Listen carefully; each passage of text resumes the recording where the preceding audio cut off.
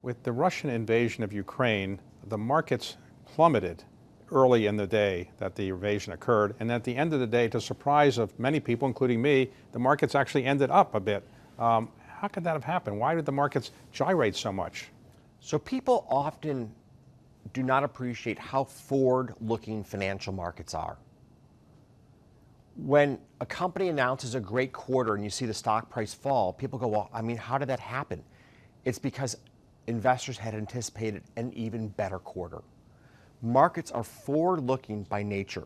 This year, we've seen the market sell off quite a bit up to the date of the invasion of the Ukraine. Anxiety about higher interest rates, worries about the war. As the war broke out, though, the narrative changed. We started to talk about lower interest rates for longer. We started to talk about how different governments were going to react to this vis-a-vis Russia and the scope of the sanctions that would be unfolded.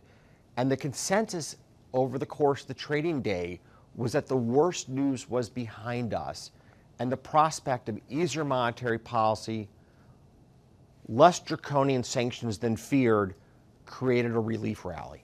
And do you expect that this will gyrate, these gyrations will continue for some time as long as Russia is in Ukraine, or you think the markets have basically made their assessment by now?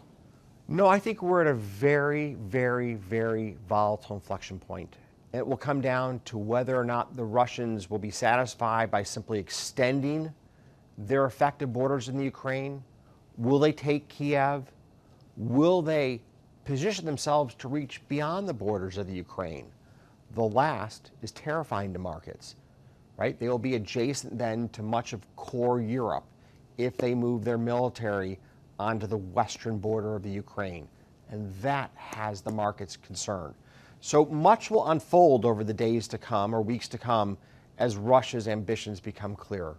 Now, you and Neil Ferguson have recently co-authored an op-ed in the Wall Street Journal, essentially saying that the sanctions that the United States is imposing on Russia may have some deleterious effects on the U.S. and particularly the energy markets. And if I got the article right, your point is that we should do more to free up Europe from dependence on Russian energy. Is that right? That is a perfect executive summary. Number one is Europe is way too dependent upon Russian gas. And they've heightened their dependency by their rapid embracing of green policies. Now, to be clear, the world heading towards a lower carbon footprint is really important to all of us.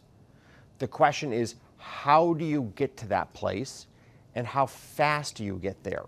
Europe became incredibly dependent upon Russian gas, given their speed of trying to reduce carbon emissions. And so what you have is you have a very interesting war dynamic. The Europeans are in some sense, they're victims of their own policies.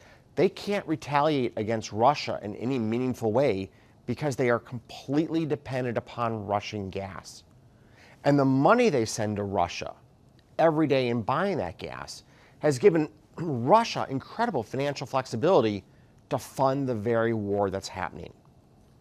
If we want to send a message to Russia that their behavior is intolerable, making it clear that we will end this energy dependency on Russia is really important. Let's contrast that with what we're doing. We're imposing sanctions on Russia, limiting their access to U.S. technology, much as we've done with China. What's the upshot of that? We are hurting one of the leading parts of our economy, which is the big tech firms of the Valley that have driven so much prosperity for our country. We're forcing China to develop its own processors, its own software stack, and to be independent from America. And they're going to take those solutions and push them across their sphere of influence. So it's going to be much harder for Apple or Google or Microsoft to have a big success story in emerging markets like Africa, where China is going to try to now export their technologies aggressively as they seek to be independent of America. And by putting sanctions on American technology vis-a-vis Russia, all we're doing is accelerating that event. So I think that the American sanctions, although they may feel good in the short run, are really hurting one of our critical critical success stories in the world, which is our ability to develop technology. The second one, which hits home pretty hard to you and I, is the United States' weaponization of the dollar. The US dollar is the reserve currency for the world. That's an incredible asset for our nation, particularly as our nation is now facing record levels of indebtedness. When we put on the table the possibility that your dollars will become seized or you can't move dollars, we're telling the rest of the world to embrace other currencies in their portfolio, and we diminish the value of the dollar as the reserve currency. American taxpayers are going to pay for this in the form of higher interest rates on our debt. It hurts our country in a profound way.